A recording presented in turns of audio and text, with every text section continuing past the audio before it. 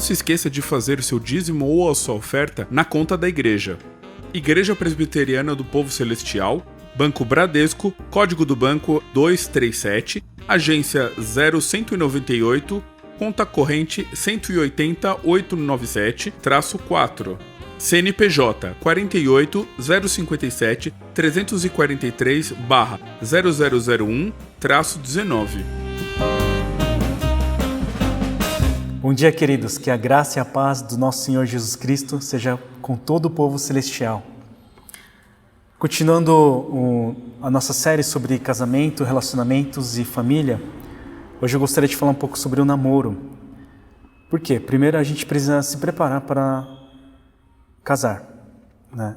Dentro do contexto cristão, a gente entende que o namoro é para se preparar para o casamento. E em segundo, porque como culturalmente a gente tem o casamento, geralmente tem o casamento, o noivado e depois o namoro, então o namoro e o noivado é um período a qual nós podemos nos preparar para casar e, consequentemente, quando a gente faz um diagnóstico, como foi o nosso namoro, a gente consegue identificar alguns problemas presentes no casamento também. Isso é possível de ser visto também. Então, eu gostaria de abordar um pouco sobre namoro e noivado, né? Gostaria de ler 1 Coríntios 7, 1 e 2. Agora, quanto às perguntas que vocês me fizeram em sua carta, digo que é bom que o homem não toque em mulher, mas uma vez que há tanta imoralidade sexual, cada homem deve ter sua própria esposa e cada mulher seu próprio marido. Na realidade, a Bíblia não fala sobre namoro. No Antigo e no Novo Testamento não existe esse termo, isso não faz parte da cultura do Antigo nem do Novo Testamento. O namoro é uma invenção recente, do início do século passado para cá. Mas quando a gente vê alguns princípios bíblicos, a gente consegue ver como a gente pode realizar um namoro de forma saudável, como a gente pode aproveitar bem o namoro de acordo com a vontade de Deus. E alguns pressupostos que a gente precisa ter, é que o casamento, como o namoro é preparo para o casamento, então a gente pode ver que o casamento não é para todos.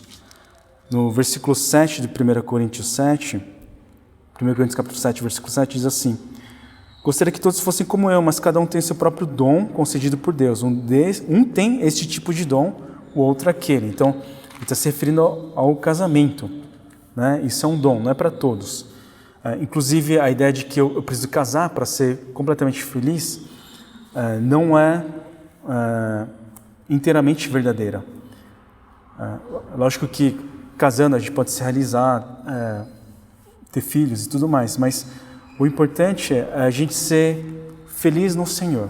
A nossa felicidade plena e completa a gente só pode ter no Senhor. Isso é muito importante porque muitas pessoas buscam um namorado para preencher um vazio, para preencher uma carência que sente.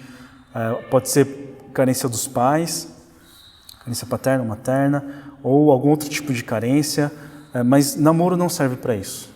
Não serve para preencher carência.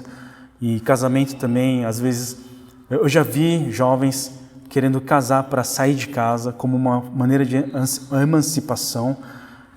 Se esse for o motivo principal, então esse casamento pode enfrentar muitos problemas. Provavelmente vai enfrentar muitos problemas pela frente. Então isso é uma coisa importante. O casamento, o namoro, quando a gente fala no âmbito cristão, é um namoro heterossexual, pois como é a preparação para o casamento, e o casamento é heterossexual. Lembra em Efésios 5, que citava a criação do homem e da mulher? Então Deus criou o homem e a mulher. Por isso o homem deixa pai e mãe e se une à mulher. Aqui fala de união, não só união física, união sexual, mas união da existência, de todo ser. Então, a época de namoro é uma época que a gente pode se preparar para isso. Inclusive aqui, 1 Coríntios 7, versículo 2, quando fala de união, fala cada homem deve ter sua própria esposa e cada mulher seu próprio marido. Então, isso, lembrando novamente, ele está falando dentro de um contexto de cultura greco-romana, a qual a homossexualidade é amplamente aceita, inclusive era incentivado no exército, inclusive, para criar mais lealdade entre os soldados, enfim. É uma contracultura, né? E nesse ambiente ele fala de casamento, né, heterossexual. E o namoro, como uma preparação para o casamento, tem que ter alguns cuidados que a gente precisa ter, né? Não é um compromisso como um casamento, ou seja, tudo bem se você separar, porque não é um casamento em si, mas é uma preparação para o casamento. Então, namorar por namorar, isso não encaixa muito bem com a cosmovisão cristã. E uma coisa importante, como eu mencionei, eu gostaria de reforçar, nós somos um inteiro no Senhor. Então, primeiro nós temos que estar como adoradores, como filhos de Deus, essa é a nossa identidade. Se eu encontrar essa lacuna, é lógico que a gente se completa, né? Deus criou a mulher como auxiliadora do homem, né? Pode pensar, não, a auxiliadora é aquele que auxilia o que é melhor, mas a auxiliadora, ela tem que ser mais competente, né, para poder auxiliar. Mas enfim, lógico que a gente se completa, a gente foi criado como seres comunitários, né, para viver em comunidade. E em casamento também, é uma pequena comunidade, mas primeiro eu preciso ser edificado como filho de Deus, como adorador. E assim eu vou poder casar, né? Vou poder ter esse matrimônio. Inclusive, eu querer casar para eu ser feliz é uma coisa que logicamente não dá. Logisticamente não cabe, porque se eu quero me satisfazer e ela quer se satisfazer, então sempre os dois vão estar insatisfeitos. Mas quando eu estou para servir a pessoa, quando eu estou para satisfazer a pessoa e outra pessoa também, então, até logisticamente pensando, é possível, né, os dois construírem a sua felicidade juntos. Eu gostaria de meditar um pouco sobre o namoro cristão, o noivado cristão, pensando em 4 maneiras de amor na língua grega, né? Tem um livro do C.S. Lewis que ele escreveu sobre o amor, ele discorre sobre o amor, e ele cita o storge, philéu, eros e agape, né? No grego, são 4 maneiras de expressar o amor. O storge é a afeição, né? É o amor do pai pelos filhos, é assim que se expressa. Philéu é amizade, eros, paixão, o romance, né? E o agape, o amor divino. Storge é a afeição, nós podemos criar afeição uns pelos outros, e quando se tem uma afeição maior por algum amigo, né? Uma amiga, então acaba podendo desenvolver para um namoro, né? E é muito importante a gente proteger um ao outro nesse sentido. E às vezes até proteger de si mesmo. Proteger a outra pessoa de si mesmo. Eu vou falar um pouco mais sobre isso quando eu falar sobre pureza, mas isso é muito importante, a gente ter essa afeição, né, de cuidado, né? E a gente precisa desenvolver a amizade. No casamento, o que vai ficar depois é a amizade, é a cumplicidade. Muitas vezes a gente quer escolher alguém pela aparência, né? Mas a aparência, depois de uma certa idade, tem a democracia da aparência, certo? Isso não fica parecido, né? A lei da gravidade impera sobre os nossos corpos, tanto do homem quanto da mulher, né? A diferença da beleza da mulher é a maquiagem, né? A partir de uma certa idade, né? E o que fica é a cumplicidade, né? A gente é muito movido pela atração física, né? Pela aparência. Isso também, assim, faz parte. Mas esse não pode ser o principal, né? A amizade é a coisa mais importante, né? Às vezes tem gente que está na friend zone, né? Mas se você não for parceiro do seu melhor amigo, da sua melhor amiga, com quem você vai ser, né? Enfim, a gente precisa criar essa amizade. O namoro é um tempo bom para desenvolver o filéu, muito mais do que Eros. Eros, na verdade, tem que ser desenvolvido no casamento. Mas o namoro, né, a gente tem que desenvolver o filéu, a comunicação, conversar. Eu conheço um casal que se divorciou porque divergia na maneira, no estilo de educar os filhos. Depois de 5, 10 anos de casados, eles se divorciaram porque não conseguiam entrar em consenso. Eles não conversaram sobre isso no namoro. Eu já ouvi falar de eu achei muito extremo, mas de um caso que o marido ele era contra a esposa trabalhar. Então, ele chegou a trancar a mulher em casa porque não queria que ela saísse para trabalhar. É bizarro, né? Mas por que isso acontece? Porque eles nunca conversaram sobre isso durante o namoro. Saíam para assistir filme, para assistir um teatro, para comer, mas nunca conversavam. E o namoro é um momento propício para conversar, para conhecer o outro, para ouvir o outro, saber o que o outro gosta. Não só conversar para tentar conquistar a pessoa, mas genuinamente, né, desenvolver essa comunicação com a pessoa, essa intimidade com a pessoa. É um momento bom para conhecer a família, inclusive. Cada pessoa traz consigo a sua cultura, né? Carrega a sua cultura, o seu background, não só pelo país onde morou, ou países onde morou, país de origem, onde estudou, que cidade viveu, mas tem a sua família também. Então, é um momento de conhecer a família uns dos outros também. É muito importante você observar como ela trata o pai, como ele trata a mãe, né? Porque são as primeiras figuras masculinas e femininas que eles viram, né? Desde a infância. Então, tem um ditado que diz que como ele vai tratar o pai dela, vai te tratar, né? Isso, em parte, faz muito sentido, né? Então, a gente precisa observar, a gente precisa criar amizade com os irmãos, com os pais, com os sogros, né? No meu casamento, eu sou como se fosse o filho que os meus sogros não tiveram, porque eles tiveram só filhas, né? E a minha esposa, ela é mais uma filha que os meus pais têm, né? E isso, o tempo propício para isso ser construído, esse relacionamento ser construído, é no namoro. Inclusive, é muito bom a gente ver bons exemplos, né? Observar casais saudáveis. Eu creio que na nossa igreja tem bons casais saudáveis.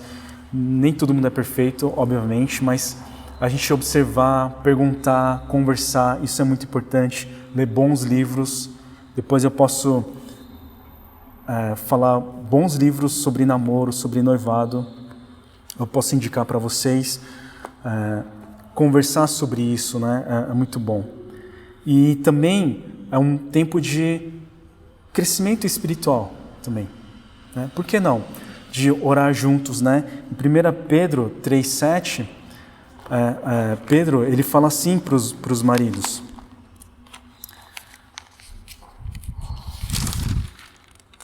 tratem-na de maneira correta para que nada atrapalhe suas orações. Ele está falando isso para os maridos, né?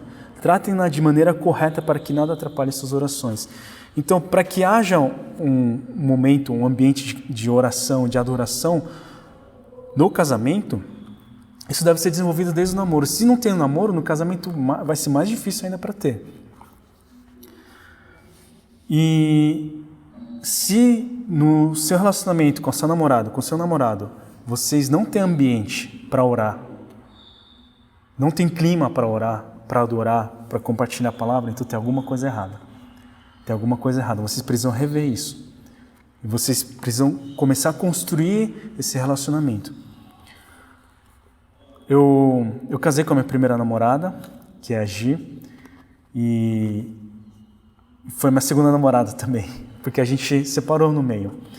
No começo a gente fez muito bem isso, a gente tinha esse tempo de oração, de compartilhar devocional, e foi maravilhoso. Inclusive isso ajudou muito a gente a se aproximar também. Mas depois de um certo tempo, a gente começou a deixar isso de lado, né? E eu creio que essa foi uma das maiores causas para a gente ter rompido o nosso relacionamento de namoro. Depois a gente voltou, a gente reconciliou e tal, mas essa diferença, essa lacuna que a gente teve durante o namoro, isso afetou bastante o nosso casamento também, né? Do ambiente de intimidade, de companheirismo um com o outro, mas com Deus também, sabe? Tendo Deus como o terceiro elemento do namoro. Isso é muito importante. É muito importante a gente desenvolver isso. Inclusive, tem namoros que eles se isolam, né? É um rapaz de Deus, homem de Deus, a menina participativa na igreja, mas começa a namorar, eles somem. Não sei se vocês já viram casos assim. E a gente vê que o relacionamento que se desenvolve entre os dois e depois com os amigos também não é saudável, né? Depois, quando rompe, é com muita dor, sabe? Com muito rancor que acontece isso. Então, é muito bom e saudável manter esse círculo de amizade. Inclusive, é bom para se conhecerem também, né? Então, é um momento excepcional para desenvolver essa amizade, já desde o namoro. Conversar, né? Saber qual que é o gosto musical, o estilo de trabalho. Uma coisa que acontece muito é que casais, eles brigam muito e se separam quando estão preparando o casamento. Por quê? Até antes, a dúvida que eles têm, o conflito que eles têm é: que restaurante a gente vai comer hoje? Que filme a gente vai assistir hoje? Mas depois, quando começa a trabalhar junto, vê o estilo de diferença, a diferença de estilo de trabalho, a diferença de temperamento, né, de personalidade, e aí começa a ter os atritos. Mas quando casa, né, tem todo um lar para administrar, né? Depois, quando tem os filhos, né, tem que educar os filhos, tem que fazer decisões juntos. Então, é muito bom poder desenvolver essas coisas desde o namoro.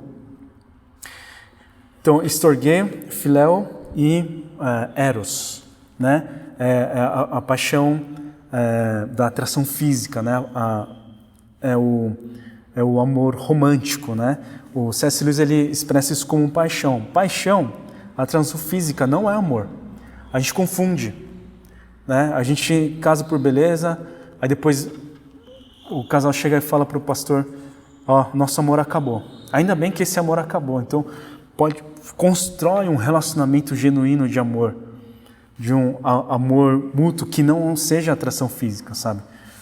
E o namoro, hoje em dia, quando se fala de namorado, já pressupõe, já se entende que tem relacionamento sexual, né? E até mesmo entre cristãos, aqueles que se professam cristãos, né? Mas a visão bíblica não é essa. Todo casamento fora, todo relacionamento sexual fora do casamento é ilícito, né? Não só a homossexualidade, mas o relacionamento sexual extraconjugal também é tido como pecado, né? É algo condenável. Uma pessoa perguntou para um pastor que eu admiro bastante: por que os cristãos, eles lutam contra o racismo, mas não toleram, não são a favor da homossexualidade? E esse pastor, o Ravi Zacarias, né, ele faleceu recentemente, ele deu uma resposta brilhante. Ele falou: nós somos contra o racismo porque nós temos como a vida humana algo sagrado. Algo sagrado. Quando Deus, ele criou as coisas, em Gênesis 1, o relato é que ele falou e as coisas vieram à existência. Mas quando ele fez o homem, com as suas próprias mãos, ele pegou do pó da terra e construiu o homem. E da costela do homem, ele fez a mulher. E deu o sopro da vida ao homem. Sabe, o ser humano, todos os seres humanos são sagrados, a vida é sagrada. Por isso as coisas que estão acontecendo, já não bastasse a pandemia, né, teve o caso do falecimento do George Floyd, que criou uma insurgência não só nos Estados Unidos, mas no Brasil e em outros lugares também. E isso é absurdo, sabe? Tratar com menos valor porque é de uma raça diferente, porque é de uma etnia diferente, isso é completamente inadmissível. Jesus morreu, ele derramou seu sangue precioso por todos os povos. Todos os povos, línguas e nações vão adorar diante do trono do Cordeiro, lá em Apocalipse 7. Sabe, a vida humana é sagrada, mas também o ato sexual é sagrado também. É por isso que quando é tratado do pecado sexual, tem muito mais peso, né? É tratado com muito mais rigor, entendeu? Porque o ato sexual é uma coisa sagrada, né? A ideia de que o sexo é uma coisa suja, impura, é uma enganação do Satanás, do diabo.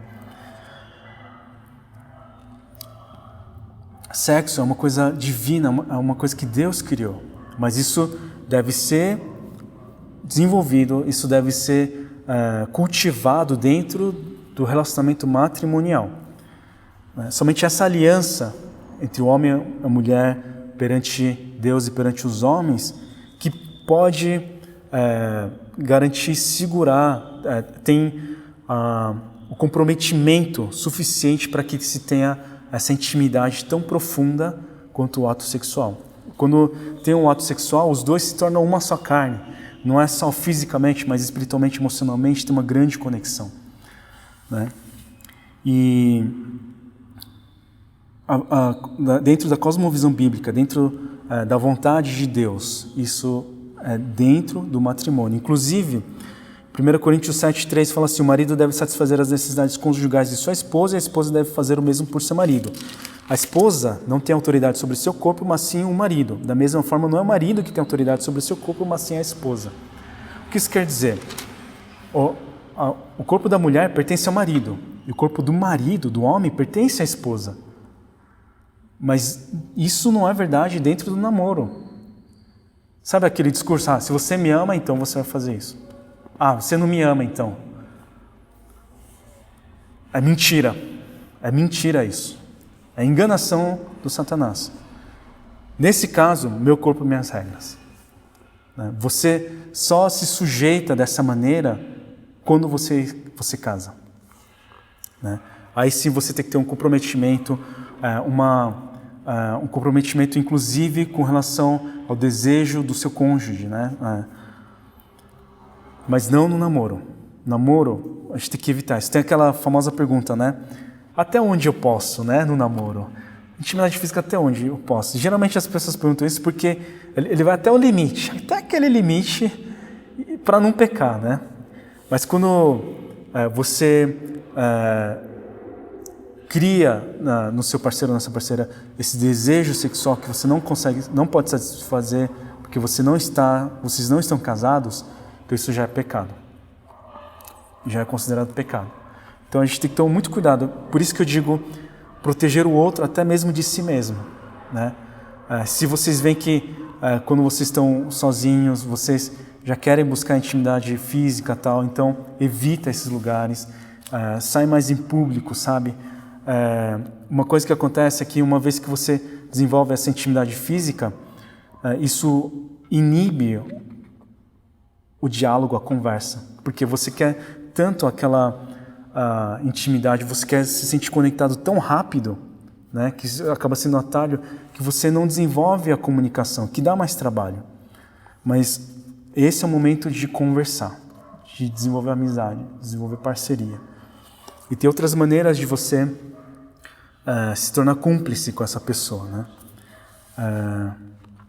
Eu tenho um casal de amigos que eles namoraram desde a adolescência, depois eles se converteram, e quando eles se converteram, eles tinham uma vida sexual ativa.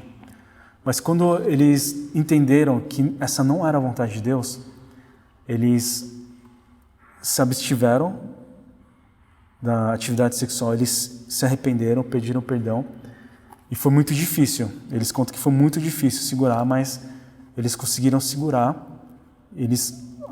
Do momento que eles decidiram até o casamento, eles não mais tiveram relação sexual. Depois eles casaram, tem 2 filhos maravilhosos, são grandes amigos, homem e mulher de Deus, sabe?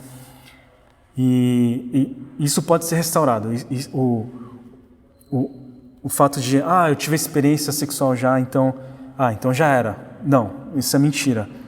Você pode sim confessar o seu pecado, você pode, diante de Deus, né, fazer decisão novamente.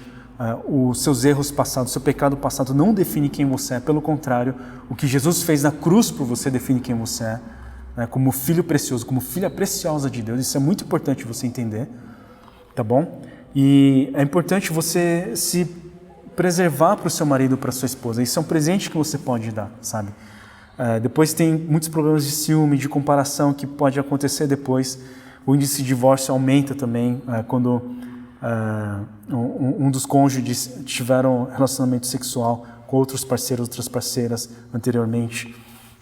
Né? Mas a gente precisa ser purificado diante de Deus. Né?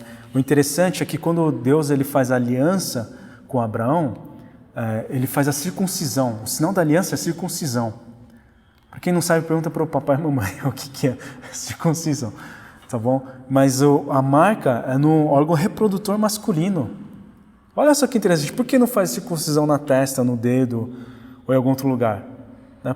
Mas faz no órgão reprodutor masculino, porque é uma coisa sagrada, né? Porque é uma coisa sacra diante de Deus.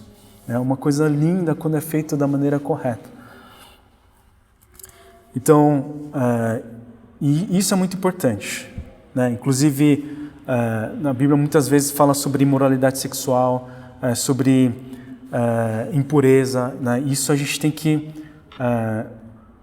evitar, tem que se manter puro, evitando, né? E inclusive se arrependendo diante de Deus, porque é através do sangue de Cristo que nós somos purificados. Né? E aí refazer a nossa conduta, né? Refazer o nosso pensamento e nossa atitude ética e moral diante disso. Para definir o namoro, para definir o namorado, né, com quem vai casar, a gente precisa ter em mente, né, eu queria reforçar mais uma vez isso, antes de ir para o último item, que é o HP, a gente precisa ter em mente o amor a Deus, o temor a Deus. Né? Eu vi casamentos de cristãos com não cristãs, pessoas cristãs com não cristãs, que o cônjuge acabou se convertendo, glória a Deus, mas eu vi casos em que pessoas sofriam demais, porque a esposa não apoiava o marido, porque o marido não deixava a esposa ir para a igreja. Isso é uma coisa séria, é um assunto sério. A decisão mais importante que você vai fazer é o casamento.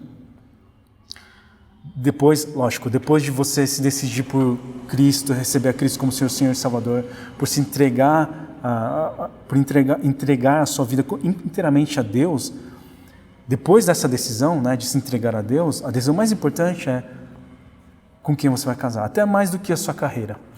Até mais do que a sua carreira, porque o que adianta você ter uma vida de sucesso, ter dinheiro, você chegar em casa e você não tem paz. Você não quer ficar em casa mais um minuto, que seja, porque você é infeliz. Né? É muito importante isso. Então, construa isso durante o namoro. Primeiro seleciona bem, depois constrói bem nisso.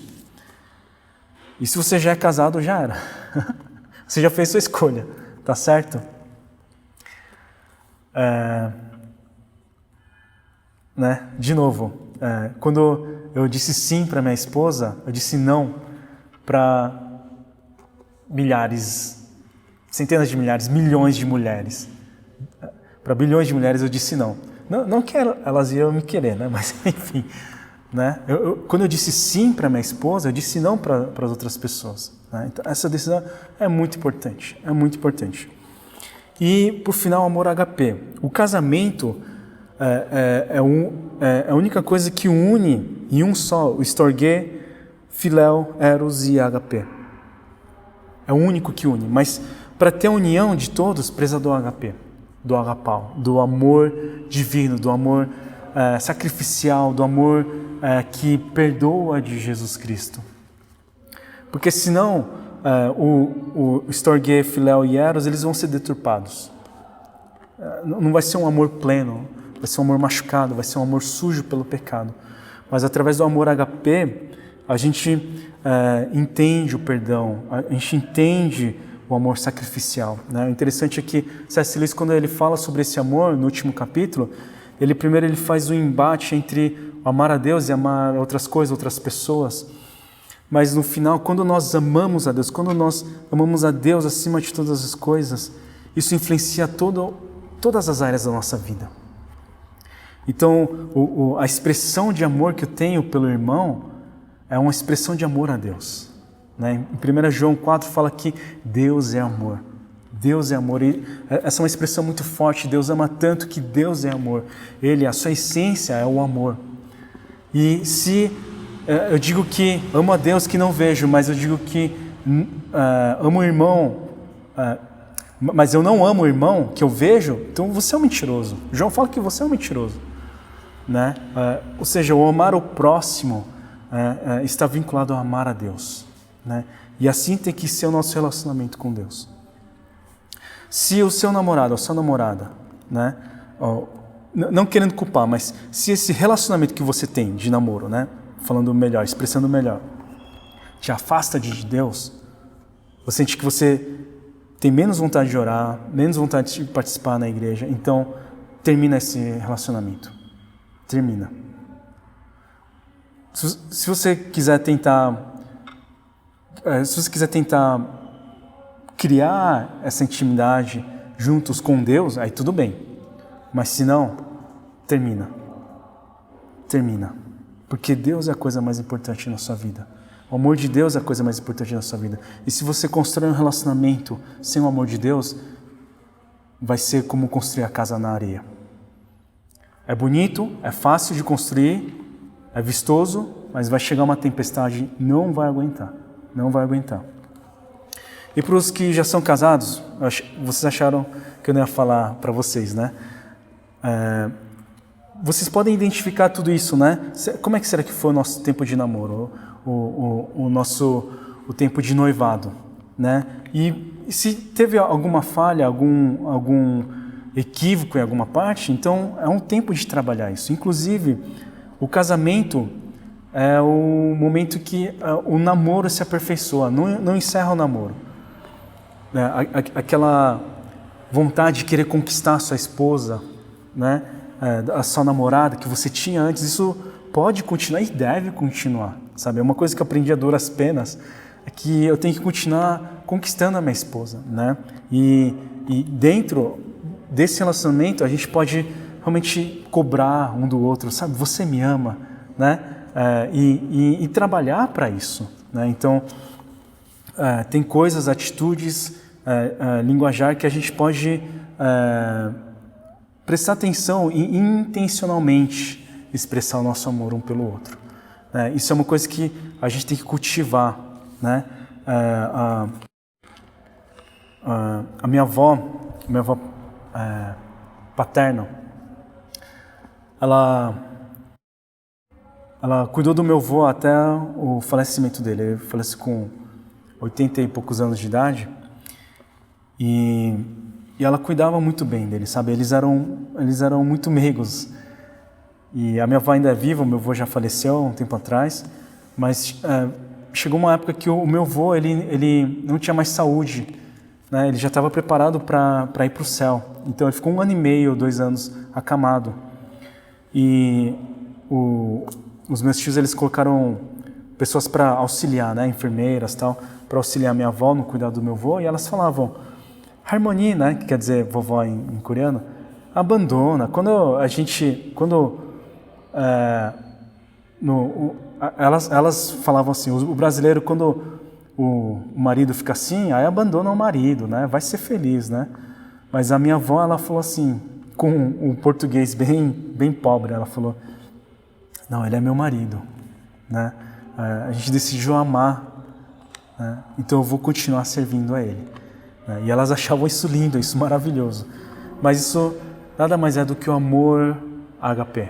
O amor de Deus manifestando em nosso meio. As misericórdias do Senhor se renovam a cada manhã. A cada manhã se renova.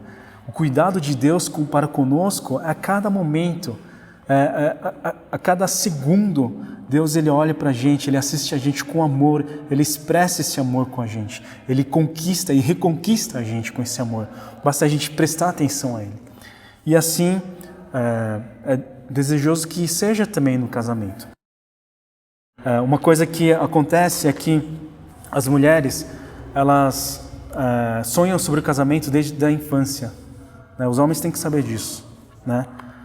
Desde a infância, as brincadeiras da maioria, né, das meninas, não todas, já pensando no casamento, no príncipe encantado.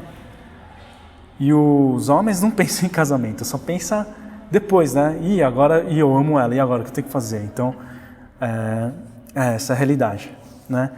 Eu sonhava em ser pai, né? Mas eu não pensava no casamento. Eu comecei a pensar no casamento depois também. Então, tem as expectativas que a gente cria, né? E isso pode ser trabalhado durante a época de namoro também, né? Inclusive, a época de namoro é uma época de conhecer o defeito uns dos outros. Um amigo meu, o pastor Davi, ele fala assim: se você está pronto para abraçar os defeitos dela, então você pode casar com ela. Se você está pronto para abraçar os defeitos dela, então você pode casar com ela. Sabe, isso tem a ver com o amor do Pai, amor divino, né? Então, isso é uma coisa que a gente pode desenvolver durante o namoro. Não só olhar os pontos positivos da pessoa, né? Porque depois que casa, você acha que conhece a pessoa, né? Depois que casa, você vê que não conhece a pessoa. E você vai conhecendo. É uma aventura que você vai tendo ao decorrer dos anos e das décadas. É uma aventura que pode ser muito gostosa, mas isso precisa ser construído. E eu quero dizer que isso pode ser construído desde a época da amizade, da época de, mais especificamente, namoro e noivado. Tá bom? Vamos fazer uma oração. A gente está falando sobre casamentos, relacionamentos e família e tal. Na verdade, estou seguindo a orientação do pastor Shem. E é muito importante porque quando as famílias são fortalecidas, a igreja é fortalecida. E quando a igreja é fortalecida, as famílias devem ser fortalecidas também. Né? A família é uma pequena igreja, pode ser uma reunião de pessoas que creem que Jesus Cristo é o Filho do Deus vivo. Né? E pode ser uma manifestação do reino de Deus. Então, que isso aconteça na nossa família. Não é fácil, tem que ter muito joelho no chão, muita oração, muita paciência, muito perdão. Mas vale a pena, pois essa é boa, agradável e perfeita vontade de Deus. Oremos. Senhor Deus, obrigado, Senhor, por esse momento, obrigado pela Tua palavra. Nós pedimos esse momento que o Senhor abençoe cada família do povo celestial, cada jovem, cada adolescente, que nós possamos crescer com uma cosmovisão cristã, tendo convicção, não só noção, mas convicção do Seu amor para com cada um de nós, do valor que cada um de nós temos, que nós possamos nos preparar, Senhor, para uma vida adulta, para uma vida de casamento, se assim for o nosso dom, que o Senhor esteja derramando da Sua graça sobre as nossas vidas, Senhor. Que o Senhor esteja restaurando os lares, Senhor, das pessoas que estão acompanhando, que ouviram essa mensagem, que Deus e o Espírito Santo esteja agindo, vem com a Tua unção poderosa, Senhor, que haja perdão, que haja amor, que haja paz nos lares, Senhor, que o Senhor esteja derramando a Sua graça, que possamos experimentar a misericórdia do Senhor que se renova a cada manhã nos nossos lares, no relacionamento entre o marido e a mulher, entre as famílias, e que quando nós formos, quando jovens, quando os adolescentes forem namorar, possam fazer da maneira correta, da maneira saudável, da maneira que Te agrade, Senhor, e que o Seu nome seja honrado e glorificado através de tudo isso. Nesse momento eu gostaria de aproveitar e orar também pelas coisas que estão acontecendo, que o Senhor esteja cuidando, Senhor, do nosso povo brasileiro, Senhor, dá sabedoria para os nossos líderes, para os nossos governadores, Senhor. Eu peço que o Senhor esteja derramando da sua graça, Senhor, para que haja mais e mais justiça, Senhor, nesse país, nesse mundo, Senhor, que a segregação racial e preconceito socioeconômico, Senhor, possa cair em terra, Senhor, que a Tua igreja possa se levantar, possa se erguer e se posicionar da maneira correta diante de toda essa injustiça, Senhor. Usa-nos, Senhor, para que o reino de Deus se manifeste em nossos lares, através dos nossos lares, na nossa igreja, através da nossa igreja, e assim possamos ser sal e luz dessa terra, Senhor. Conduz-nos, Senhor, conduz-nos, Senhor. Tem misericórdia de nós, Pai. Nós oramos e agradecemos em nome de Jesus, Senhor. Receba a bênção apostólica. Que a graça do nosso Senhor Jesus Cristo, que o amor maravilhoso de Deus Pai, que a comunhão, a condução, a comunhão, o conduzir do Espírito Santo seja sobre todo o povo celestial, sobre toda a sua família, hoje para todo sempre. Amém, amém e amém. Glória a Deus. Permaneçam firmes. Se vocês tiverem dúvidas, podem mandar mensagem para mim, em particular, ou para os diáconos e presbíteros. A gente vai garantir sigilo. Se precisar ajuda também, pode falar com a gente, oração. Pode falar comigo, estou à disposição. Vocês têm meu número, né? No grupo de WhatsApp. A gente pode, dependendo dos assuntos, dos temas, se for incitando dúvida e questionamento, podem falar comigo, eu estou acessível a vocês. E vamos orar uns pelos outros, vamos orar pela nossa nação, tá bom? Vamos orar para que o reino de Deus se manifeste através daqueles que se chamam povo de Deus, povo santo, povo celestial, tá bom? Estejam firmes até que nós nos encontremos novamente, nos abraçaremos novamente e até a volta do nosso Senhor Jesus Cristo. Amém.